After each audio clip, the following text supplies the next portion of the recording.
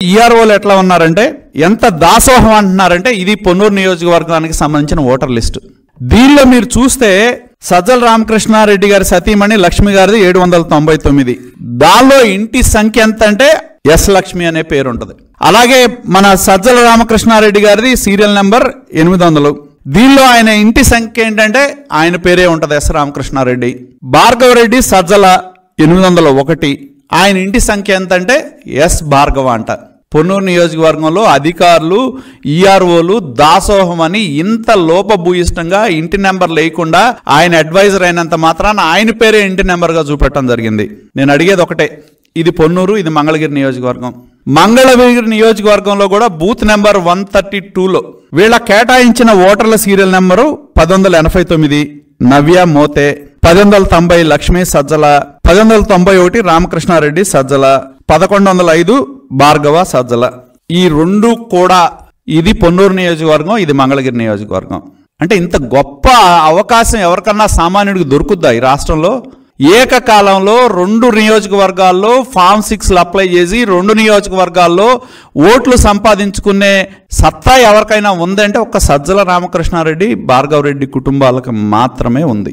Election commission చోద్యం చూస్తుంది, రాష్ట్రంలో ఉన్న సీఈఓ చోద్యం చూస్తాడు. ఎలా సాధ్యమని అడుగుతా ఉన్నా నేను. ఒక సామాన్యుడు ఓటు కోసం వెళ్తే నానా తిప్పలు పెడతా ఉన్నారు ఇవాళ, జనైన్ ఓటు ఉన్నా కూడా. మీరు అధికార పార్టీ అయితే చాలు విచ్చలవిడిగా ఇటువంటి ఓట్లు కుప్పలు తెప్పలుగా ఓటర్ లిస్టులో ఉన్నాయి. ప్రభుత్వ హోదాలో ఉండి ప్రభుత్వానికి సలహాదారుగా ఉండి అక్రమాలకు పాల్పడిన వ్యక్తి మీద section 30 representation of people's act ప్రకారం తక్షణమే చర్యలు తీసుకోవాలని చెప్పి మేము డిమాండ్ చేస్తా ఉన్నాం.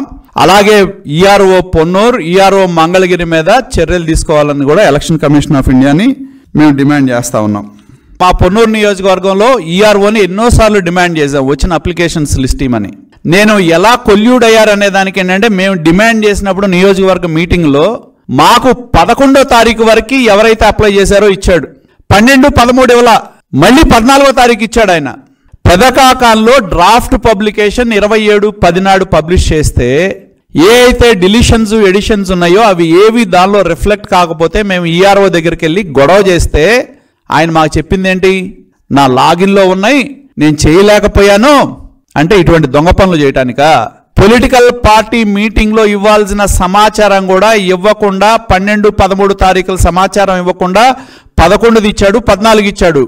దీన్ని బట్టే ఓట్లు చేర్చడంలో ఒక కుట్ర జరిగింది అని చెప్పి స్పష్టమవుతా ఉందని చెప్పి కూడా నేను తెలియజేస్తా ఉన్నా.